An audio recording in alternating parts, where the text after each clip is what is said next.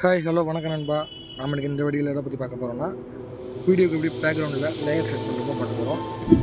வீடியோக்குள்ளே போகிறதுக்கு முன்னாடி நம்ம ஆர்டி எடிட்டிங் ஆஃபிஷியல் சேனலை மறக்காமல் சப்ஸ்கிரைப் பண்ணுங்கள் மற்றும் பெல் ஐக்கனை கிளிக் பண்ணுங்கள். அப்போ தான் நாங்கள் போகிற ஒரு வீடியோ நோட்டிஃபிகேஷன் வரும். வாங்க வீடியோக்குள்ளே போகலாம்.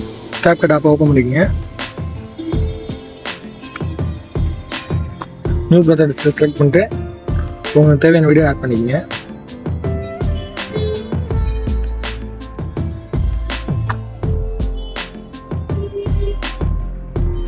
செட் பண்ணிட்டு உங்களுக்கு பிடிச்ச டெக்ஸ்ட்டை டைப் பண்ணிக்கோங்க.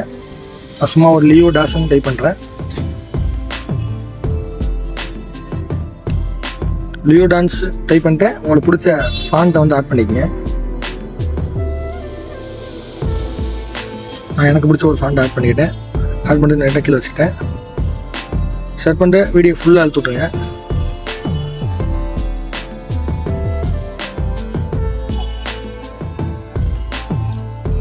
ஃபுல்லாக அழுத்துட்டு அப்படியே சைடில் பார்த்தீங்கன்னா 4வது ஆப்ஷனாக அனிமேஷன் அதை செட் பண்ணுங்கள்.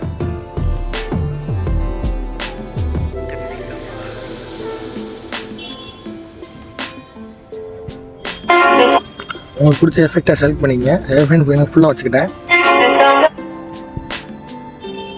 ஃபுல்லாக வச்சுட்டு அதே அந்த வீடியோ வந்து சேவ் பண்ணிக்கோங்க.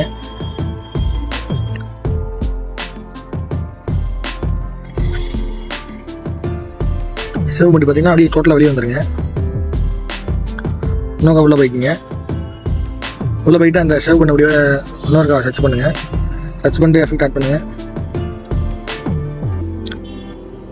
ஆட் பண்ணி பார்த்தா கேலரி போங்க.